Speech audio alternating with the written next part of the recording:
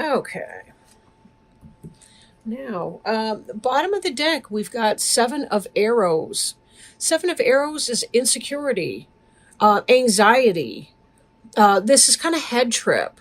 If you'll look at, there's some kind of energy up here at the top of this person's crown chakra. There's arrows flying in. These look like ghosts and skeletons riding ghost horses. Again, that kind of plays in with the mind playing tricks on you, imagination. For some of you, it may be soundly based in other people, but typically this card indicates that there's something going on in your mind. Anxieties and insecurities about the way that you're thinking or processing your situation. Again, doesn't mean that there's not real stress going on, but it could be that you're playing a role in your emotional distress. It's a very human, very normal thing for us to do, but sometimes we can take the situation and make it even worse by the way we think about it. Eros is the suit of air. So anytime you're dealing with the air suit, you're dealing with your thoughts, your logic, information, that sort of air elemental. So again, be careful how you're thinking about a situation. We see here up on our top row, we see responsibility, we see burden, we see issue, right? Having to do with the daily grind, the struggle of your day-to-day reality. This is a heavy burden. Typically, it relates to the hearth fires. It relates to the home. You see kind of the teepee here. This person's back is bent, but they're walking towards that. The responsibilities that you're taking on are because you're trying to take care of your home and your family life. Now, 10 indicates a sense of completion. So it could be that these are behind you. In the position it's in, it's kind of moving towards the past tense, but it's been something that's been on your mind. You've been focusing on your responsibilities because you've had a lot of things going on. With this card, there's also a sense, I shouldn't have put this stuff in the plants, I suppose, but it's whatever. I'm trying to use my light in this room better. It's not really working out all that well, but I can't do the lamp and the space heater at the same time, and it's freezing up here. Anyhow, we've got the Strength card. Strength is related to the Leo suit. Doesn't have to specifically be a Leo, but this is about strength of inner character. Inner character. So you've been coming from this period of time where you've been feeling burdened and having a lot of responsibility. There may be other options for you in how you're dealing. Tapping into that internal strength. Delegating. Sometimes, knowing which battle to fight is half the battle. You don't have to take on them all. Choose your battles wisely, and that can help you alleviate. I'm also feeling that for a lot of you, you may need to be delegating some of the responsibilities that you otherwise would do yourself. It may be better to ask or allow for your kids, your partner, whoever lives with you, to take on some of those responsibilities. Even if they don't do as well as you would do if you did it, it may not even matter in the long and short of it. People will get better at doing tasks the more practice they have with that. So be careful you're not overburdening yourself to take on somebody else's burdens. And then we see this energy of hearth fire. Again, that theme is mirrored from the responsibility card back here, where we had a sense of hearth fire issue. Strength and Leo, I will note, is associated with the heart chakra. So is the Eight of Wands hearth fire card. That's very much about heart chakra issues. So if you feel that you don't deserve to have your family help you with things, take on additional tasks and chores at home, or other types of responsibilities, that could be because you're having an issue with self-love. So self-love may be very important to examine at this point.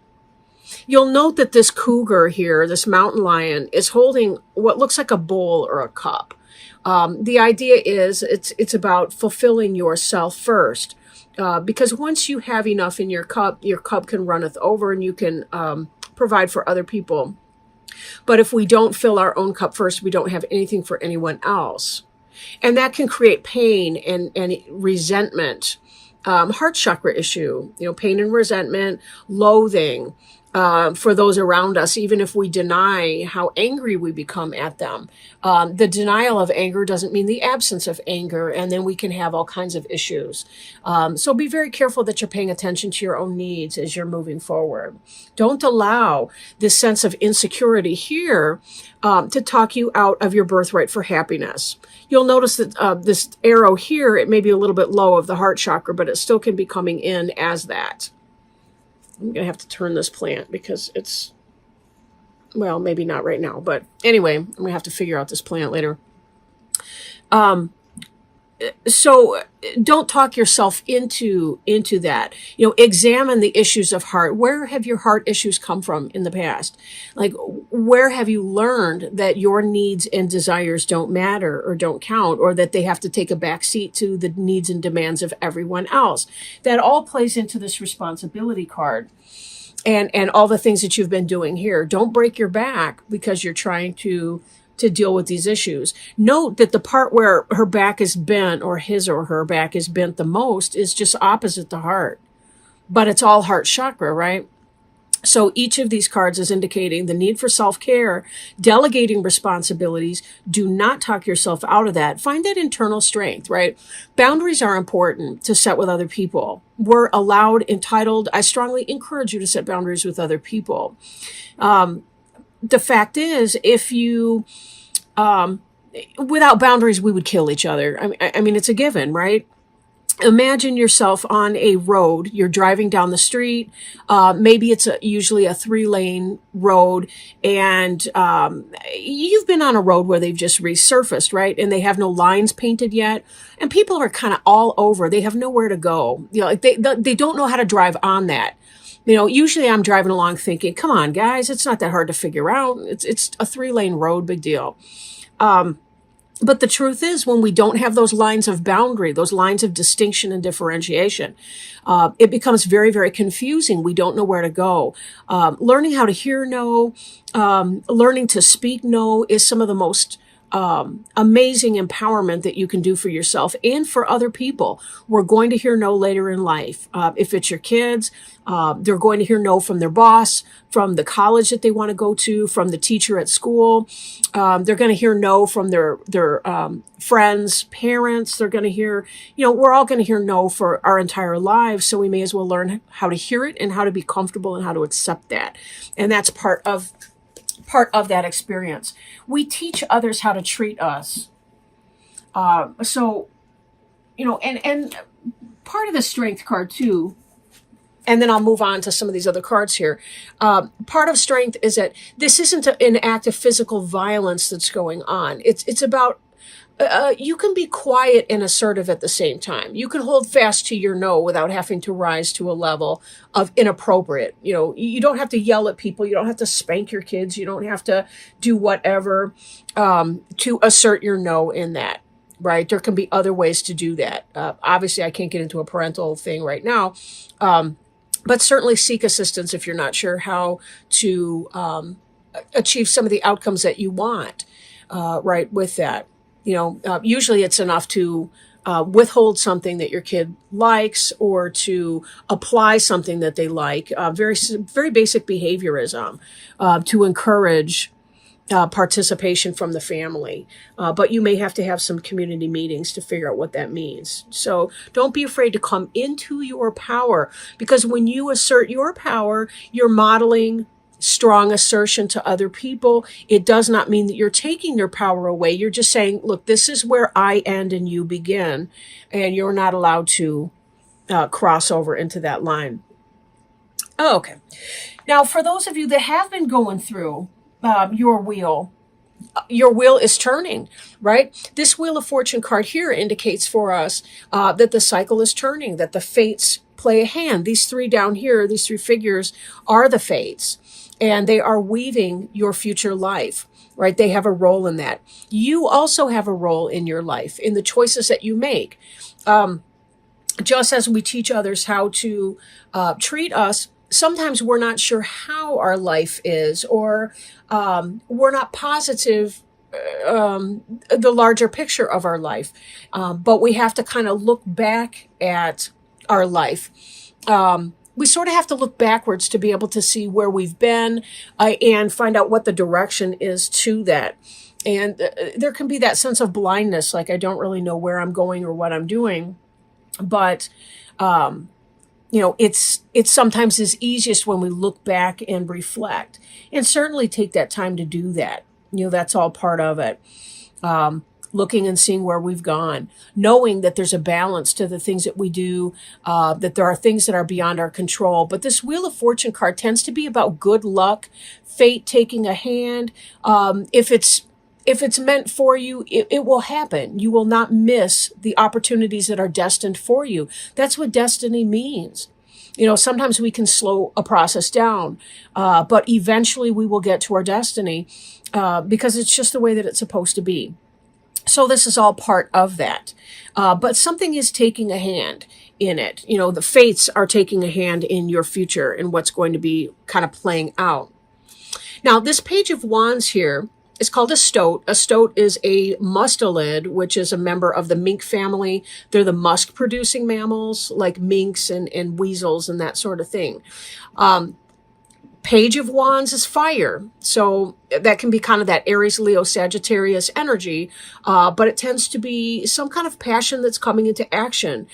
For some of you, if we're looking at a career thing, and I do want to bring in our Knight of Wands, which is Fox, this is a progression. Some kind of fate comes into play, and something that you've been feeling passionate about, that you've been wanting to get in motion in the way of either relationship, a new relationship, or it could be a new passionate start in your business, whatever life phase you're in right now. Fate is playing a hand, and you're seeing this develop. From the Page of Wands, the communication that's coming in, some kind of passion that you're putting into action, and the Knight is really the one that's got the energy to make it happen. So this is a progression. This is about something that's manifesting for you, that you feel very passionate about, that has your fire energy up. Because again, that's what Wands is all about, fire energy. And Wheel of Fortune indicates that it's fated to happen. You guys have been patiently waiting.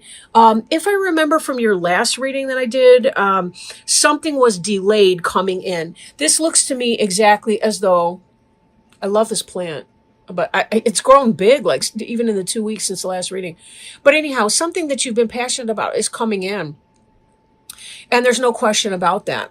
Now, the Knight of Wands there, the Fox, kind of looking towards the rear. That to me has to do with the Wheel of Fortune, how we look back on our life and we see the patterns like, oh yeah. So there may be a little bit of that element as well that's coming in. And then interestingly enough, we do have the Queen of Wands, but we'll get into that coming up here in a moment. Three of Cups, joy, celebration, right? These cranes, they're about, their mastery of the earth element, which is getting things started, the jots and tittles, the accounting, the bean counter type stuff. There are also water, they receive nutrition from the water in that they fish, and they pull up their food from inside the water. That's why they have these long wading legs, but they can also fly. So they're a really great balance between those three elements there. Perfect to grace our Three of Cups card. Cups is water. That's about joy, emotion, celebration, spirit. What a happy card for those of you. You're celebrating because you've been taking on all these burdens and this responsibility, but fate is taking a hand in it. And whatever it is that you've been trying to do, to juggle, to balance, it is coming through for you. This stuff is happening. But because you're having expansion in this other area, it will be necessary for you to kind of set some chore charts or what have you at home, come up to some agreements with your partner or your roommate or whoever you're living with, to be sure that you can focus some of this attention on what's developing, what's blooming. On a really great note, we move from joy to balance energy. This is a wonderful card. This balance energy is yin and yang polarity. This is about giving birth to a new project, a new design. This could be for some of you a literal pregnancy. There's always that as well as a possibility. Especially when we have all these, Page of Wands, Knight of Wands energy. We got this Queen of Wands coming up here too. And Queen of Wands is a rabbit. And she's got her egg right here. So for some of you, it can be a literal pregnancy. So double down if you're not interested in having a child right now. But for a lot of you, it really is about getting that business off the ground. It's about the new relationship that's beginning and all the rest of that. And lots to celebrate about. This is, you finally made it through whatever it was that you were struggling with, and that you've been wanting to move forward. This is an excellent progression for so many of you. I do want to pull another card. This one is from the Animal Wise Tarot. There's just usually so much going on behind the scenes. Okay, wonderful. We have the 8 of 4-leggeds, which is the squirrel. Just 2 days ago, I was sitting in this very chair and looking out the window. There was this big fat squirrel all cozied up on a big branch outside my window. So squirrel, 8 of 4-leggeds. It's the earth suit, pentacles, like coins, and preparing for the future. I'll read this for you, but it is kind of long. Squirrels are members of the rodent family who are active throughout most of the day, scurrying about for food and digging holes in the earth to store and hide food for later times. Although squirrels are not signs of great monetary gain or prosperity, at this time its appearance serves as a strong reminder we are on the right track, laying the foundation and making the right preparations to enable us to succeed and prosper in the future. Squirrel reminds us to stay dedicated to our goals. If we persevere, we will succeed. There are 2 main types of squirrels, and both types are sociable, although neither like strange squirrels within their home environments. The red squirrels are the sentinels who chatter and scold loudly when strangers or intruders appear. This signals the presence of something different in the area to warn not only other squirrels, but also other animals as well. Because of this, squirrel reminds us to be alert and to persevere without allowing ourselves to be distracted. The gray squirrel is the most common and the most enthusiastic. They do not hibernate but build a nest, usually ball-shaped, for storing food and where it can survive comfortably throughout the winter. Again, squirrels are a reminder to prepare ourselves for possibilities in the future. All squirrels are very communicative with loud chatter, whether playing or sending out warnings. They also have a subtle body language, using their tails to communicate messages as well. When squirrel appears, it is a reminder to develop our communication skills because these must be an important part of our preparations. Again, this makes me think of before when we're talking about responsibility and strength and hearthfire, and taking that information to communicate to your family what your needs are and how they need to help chip in as you're beginning to get your new endeavor up and underway. Questions to ask. Are we looking for shortcuts or a fast food approach to success? Are we looking for the quick and easy? Are we not making proper preparations? Are we too active or too busy, manifesting workaholic energy? Are we not really planning for the future? Are we too erratic in our activities, running to and fro and not really accomplishing anything? Do we need to save at this time? Right? So these are some questions to ask, anytime that you come into squirrel energy, because they really do have that groundwork that they're laying, right? And that's what you've been seeing here. So it's kind of like when you take a few steps right now, it'll save you some steps in the future. There was an old saying, a stitch in time saves 9, meaning you notice a small tear, sew it up right now because it'll take a stitch or 2 instead of having to redo the entire coat later on when it's lying in threads on the floor.